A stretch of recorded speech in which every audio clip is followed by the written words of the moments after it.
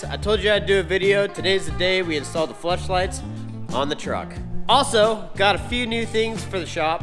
I got a blast cabinet back here for my dad so he could blast all his little parts on the truck. We still haven't gotten the frame back yet from Sandblast. That's supposed to be here, I think, Friday, which would be September 6th. I hope you guys enjoyed the video and the install of these lights.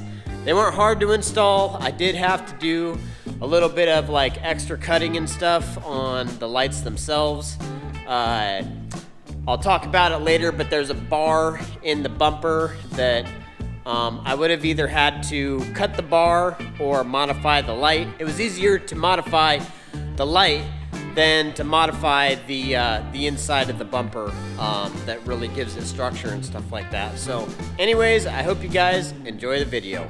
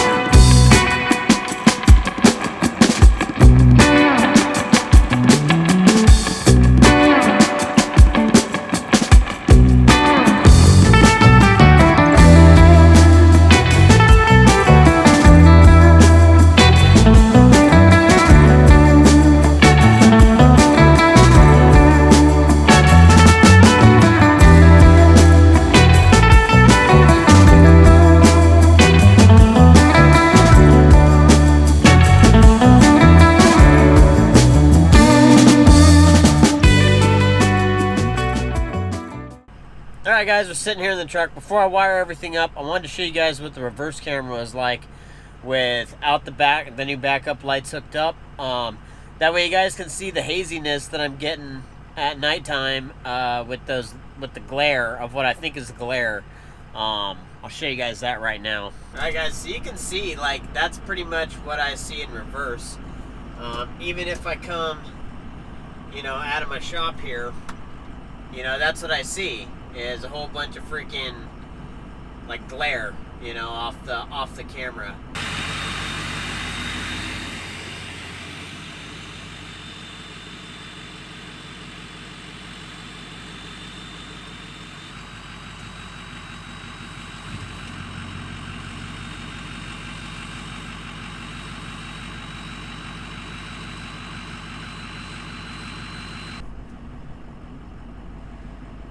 That is great.